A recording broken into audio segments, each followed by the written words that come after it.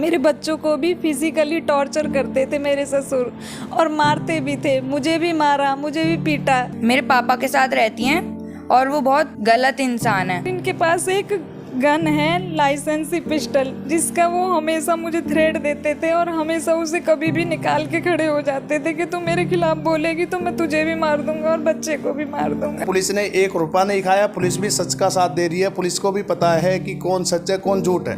मेरे जो दादी हैं वो उनको पता नहीं भड़का के भेजती थी, झूठे झूठे इल्जाम लगाती थी मेरे पे और मेरी मम्मी पे, और आते थे नीचे मेरे पापा और हमें बिना किसी वजह के मारने लग जाते थे। अमित जी पहले आर्मी में थे और आर्मी से रिटायर हैं। अब वो कोर्ट में एज ए वकील प्रैक्टिस कर रहे हैं।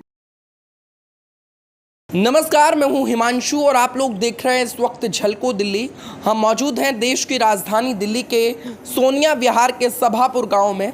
यहां से एक ऐसा मामला इस वक्त निकल कर के सामने आ रहा है जो आपका दिल इस वक्त दहला देने वाला है।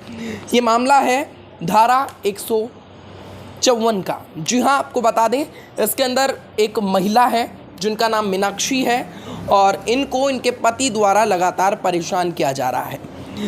इनकी शादी को 13 साल हो गए हैं। इसके अलावा आपको बता दें कि 13 साल से ये अपने ससुराल में रह रही थी, जिस दौरान इनकी ननद और इनकी सास द्वारा इनको लगातार प्रताड़ित किया जा रहा था। मगर अब जब ससुराल वालों ने इनको इनके घर से ही निकाल दिया है, अब जब इनका पति किसी और महिला के साथ रिलेशन में है, ऐसा इनके द्वारा हमें बताया जा रहा है। महिला ने ये आरोप लगाते हुए दिल्ली पुलिस को इसकी सूचना दी है। दिल्ली पुलिस में इसकी रिपोर्ट लिखाई है और धारा 154 के तहत ये रिपोर्ट लिखी गई है। फर्स्ट इन्फॉर्मेशन रिपोर्ट आप इस वक्त दिखाएं। ये रिपोर्ट आपको इस वक्त स्क्रीन पे दिख रही होगी। इसमें पूरा मामला इस वक्त लिखा हुआ है। इनका जो मायका है वो सभापुर गांव में है, सोनिया विहार, ये दिल्ली का पड़ता है। और इसके अलावा आपका ससुराल कहाँ है? करावल नगर गांव, दिल्ली। दिल्ली में ही पड़ता है, करावल नगर गांव। ये जो पहली रिपोर्ट आप मेरे हाथ में देख रहे हैं ये 15/11/2021 की है, जिसके बाद इनको इस वक्त घर से निकाला गया था। जिसके बाद अब ये दोबारा घर में जाने की इन्होंने कोशिश की। अभी जो दूसरी रिपोर्ट मेरे हाथ में है ये 3/5, अभी जो 3 तारीख गई है उसी दिन की है, 2022 की। अब जब इन्होंने घर में जाने की कोशिश की तो परिवार वालों द्वारा मार पीट कर इनको घर से भगाया गया, ऐसा इनका कहना है। इनसे बातचीत करते हैं और क्या कुछ पूरा मामला है वो जानने की कोशिश करते हैं। शादी आपकी कब हुई थी? सबसे पहले मेरी शादी 18 फरवरी 2009 में हुई थी अमित सिंह के साथ, करावल नगर गांव में। पूरे रीति रिवाज से हुई थी, समाज के सामने हुई थी। क्या करते हैं अमित जी? अमित जी पहले आर्मी में थे और आर्मी से रिटायर हैं। अब वो कोर्ट में एज ए वकील प्रैक्टिस कर रहे हैं। मतलब अच्छे खासे पढ़े लिखे हैं? हाँ, पढ़ी लिखी फैमिली है। और उसके बाद आपके साथ किस तरीके से अत्याचार हो रहे थे? 13 साल से मेरे जेठ जेठानी, मेरे सास ससुर मुझे बहुत टॉर्चर करते थे। कभी दहेज को लेके, कभी घर के कामों को लेके, या कोई टोंटबाजी वो हमेशा करते रहते थे। मेरे हस्बैंड जब घर पे रहते थे तो वो लोग बहुत अच्छा बिहेव करने की कोशिश करते थे, और जैसे ही वो ड्यूटी चले जाते थे मुझे बहुत टॉर्चर किया जाता था। मुझे क्या वजह रहती थी? वजह कोई भी, घर में किसी काम को लेके या किसी दहेज को लेके या फिर जेठानी की किसी भी बात को गौर करके मेरी सास भी मुझे बहुत ज़्यादा टॉर्चर करती थी। मेरे ससुर भी करते थे, मेरे जेठ भी करते थे। मैं हमेशा रोती रहती थी कि मैं अपने मन की बात किसको बताऊं, पर कोई सुनने वाला नहीं था। आपको बच्चे कब हुए? मेरा एक बेटा 2009 में ही हुआ था, 2 दिसंबर को। उससे पहले मुझे बहुत टॉर्चर किया जाता था। मैं प्रेग्नेंट थी, मुझे घर के सारे काम करवाते थे और ये लोग घूमने चले जाते थे मुझे घर में अकेला छोड़ के, और मैं ये बातें किसी को भी नहीं बता पाती थी। मैं अकेली रहती थी। बाकी के आपके बच्चे कब हुए? एक बेटा मेरा 2018 में हुआ है। आपके जो पति हैं उनका किसी और महिला के साथ अवैध संबंध चल रहे हैं, तो उसके बारे में क्या जानकारी है? मुझे पिछले 5 साल से, मेरे हस्बैंड जब से रिटायर आए हैं 2016 के बाद, वकालत की प्रैक्टिस कर रहे हैं। उनके साथ एक महिला वकील हैं जो उन्हीं के साथ प्रैक्टिस करती है, जिसके साथ उनके अनैतिक संबंधों की मुझे बहुत पहले से पता था, लेकिन मैं समाज के डर से किसी को भी नहीं बताती थी ये बातें। मैंने कई बार उनके फ़ोन को, उनके फ़ोन पे कॉल किया तो हमेशा वही महिला वकील इनका फ़ोन रिसीव करती थी। कई बार इसके रहते ये कभी 40 दिन के लिए घर से गायब रहते थे, कभी 3 महीने के लिए गायब रहते थे। और अब तो ये नौबत आ चुकी है कि वो पिछले 1.5 साल से गायब थे। मैंने ये बात अपने सास ससुर के सामने भी रखी थी तो वो मेरे साथ मार पिटाई करते थे। जो उनके साथ महिला वकील है उसने कई बार मुझे फेस टू फेस आर्ग्यूमेंट किए हैं कि अमित के साथ फ्रंट सीट पे सिर्फ मैं रहूँगी, तू कभी नहीं आएगी। और यही बात मुझसे मेरे हस्बैंड अमित भी बोलते थे कि अपनी ज़िंदगी को ये भूल जा कि अब तू मेरे साथ रह सकती है, मेरे साथ सिर्फ ये वकील रहेगी। क्या कुछ होता था घर में उस दौरान? क्या कुछ आपके पापा आपको कहते थे? मेरे पापा जब भी आते थे मेरे को बहुत टॉर्चर करते थे और कभी कभार ही आते थे मेरे पापा महीने में और मेरे को मारने लग जाते थे।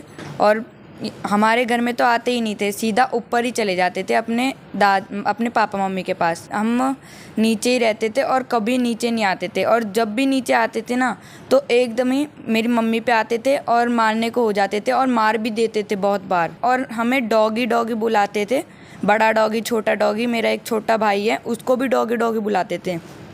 तो मैं बहुत परेशान रहता था, इसकी वजह से मेरे नंबर भी बहुत ख़राब आते थे। और मेरे जो दादा दादू हैं वो भी मेरे को, मैं ऊपर जाता था तो मेरे जो ताऊ ताई के बच्चे हैं उनको तो वो बहुत प्यार करते थे और मेरे को वहाँ से धमका के मार पीट के नीचे भेज देते थे। मैंने अपने पापा से ये बात बहुत बार कही थी तो मेरे पापा हर बार ये बोलते थे चुगली पे ध्यान मत लगा, अपनी पढ़ाई पे ध्यान लगा वरना तू पिटेगा मेरे से फिर से। तो मैं चुप रह जाता था। और उस दिन जब लड़ाई हुई थी 2 मई को तो मैं वहाँ पर गया था, मेरे मामा भी गए थे और मेरी मम्मी भी गई थी।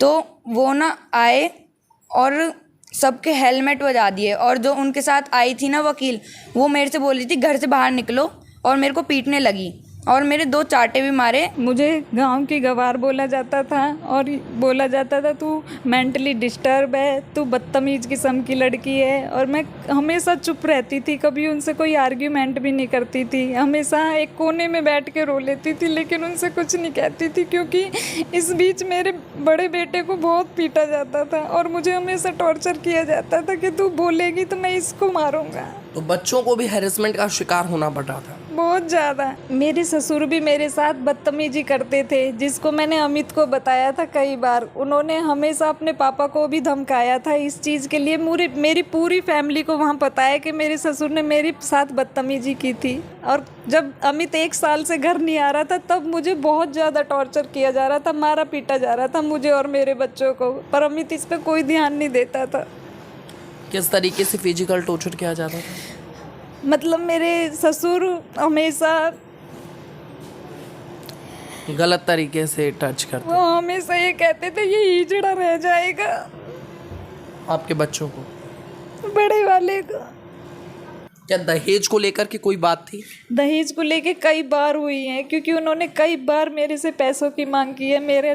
जो मेरे ससुराल में घर बना हुआ है वो मेरे मायके के पैसों का बना हुआ है। मुझे 1 भी रुपया मेरे ससुराल वालों ने हेल्प नहीं किया और आज उसी घर में मुझे निकाला गया है और वो लोग रह रहे हैं। मेरे ही घर के दिए हुए पैसों से आज मेरे ही घर में मेरे लिए जगह नहीं है। मेरे हस्बैंड बेशक आर्मी में थे लेकिन उनके पास इतनी इनकम नहीं थी कि वो अपना इतना बड़ा और आलीशान घर बना सके जो मेरे फैमिली के पैसों से बना है। तो पीड़िता से हमने इस वक्त बात की और इनके भाई हमारे साथ इस वक्त मौजूद है। क्या पूरा मामला था और किस तरीके से टॉर्चर किया गया और आप लोगों के ऊपर किस तरीके से असर पड़ा है? वो कह रहे हैं कि एक डिस्प्यूट है प्रॉपर्टी वाला, सब मैटर भूल गए जो बहन जी के साथ हुई है वो मैटर ख़त्म कर दिया। प्रॉपर्टी का उन्होंने मैटर उठाया कि मेरी प्रॉपर्टी को वो खा गए सवापुर वाले। अब प्रॉपर्टी को लेकर के इल्ज़ामात लगाए जा रहे हैं। हाँ, कि मैंने एक प्रॉपर्टी ली थी और प्रॉपर्टी के पैसे हमारे हैं, यहाँ से गए हैं सवापुर से ही।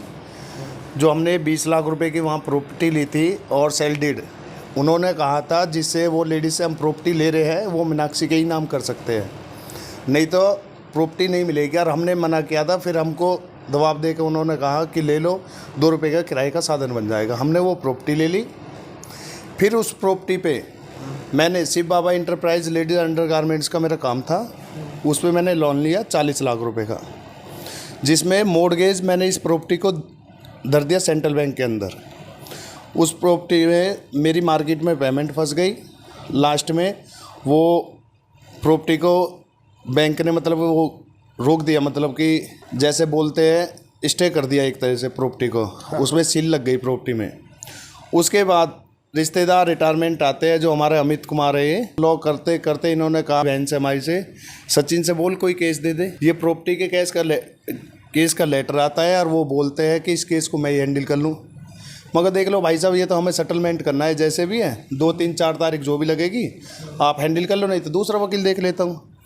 ये 2, 3 तारीख पर हमारे साथ गए, 3 तारीख थी, 4 तारीख थी। जब लास्ट में सेटलमेंट का इसका मैटर आया तो रिश्तेदार ने अपने हाथ खींच लिए। वहाँ इंग्लिश टू इंग्लिश बात होती थी, जो मैं पूरी बात कर नहीं पाता था। वहाँ पर जज के सामने ही पेश होना पड़ा मुझे। सेटलमेंट का मेरे पास ऑफ़र था। जब मैंने ऑफ़र वो एक्सेप्ट किया, फिर मैं जज के सामने गया, सेंट्रल बैंक से मैनेजर को लेके गया मैं वहाँ पर। वो मैंने सेटलमेंट कराया, उसकी एनओसी भी हमारे पास है। और ये बोलते हैं कि प्रॉपर्टी हमारी है, प्रॉपर्टी इनकी नहीं है, प्रॉपर्टी हमारी है। बाकायदा हमारे पास प्रूफ है, कागज़ हैं, कागज़ है प्रॉपर्टी के कि प्रॉपर्टी है किसमें, उस प्रॉपर्टी में ये गवाह है। तो सरकार को आप क्या कहना चाहेंगी, प्रशासन को और समाज को क्या कहना चाहेंगी, जनता को क्या कहना चाहेंगी? मैं सरकार से और जनता से बस ये अपील करती हूँ कि मुझे मेरा घर और मेरे बच्चों का अधिकार वापस दिलाया जाए, और मेरे पति, मेरे सास, मेरे ससुर, मेरी जेठ जिठानी के खिलाफ कड़ी कार्रवाई की जाए, क्योंकि उन्होंने बहुत प्लान बना के, प्लानिंग के द्वारा मुझे उस घर से निकाला है। क्या अब आप अपने पति के साथ दोबारा रहना चाहेंगी? पति के साथ रहने का तो कोई मतलब ही नहीं बनता, पर मेन चीज़ है मुझे मेरा और मेरे बच्चों का हक दिलाया जाए। जिस तरीके से पुलिस को इसके ऊपर कार्यवाही करनी चाहिए, एफआईआर तो हो गई है मगर इस वक्त इस पर कोई कार्यवाही नहीं हुई है। सोशल मीडिया पर ये मुद्दा लगातार वायरल हो रहा है और इसी पर हम लोग बातचीत करने यहाँ पर जुड़े थे। इसके अलावा आपको बताएं, ये जो एफआईआर है इसमें करावल नगर की एफआईआर है और जो दूसरी एफआईआर है वो भी करावल नगर पे लिखी गई है। और इन दोनों पर ही क्या सुनवाई होती है, क्या एक्शन अधिकारी इस पर लेते हैं, क्या पुलिस प्रशासन इस पर जांच करता है, ये इस वक्त का सबसे बड़ा सवाल होगा। इसी के साथ मैं हिमांशु, कैमरामैन सुमित के साथ देश और दुनिया की तमाम खबरों के लिए आप देखते रहिए झलको दिल्ली।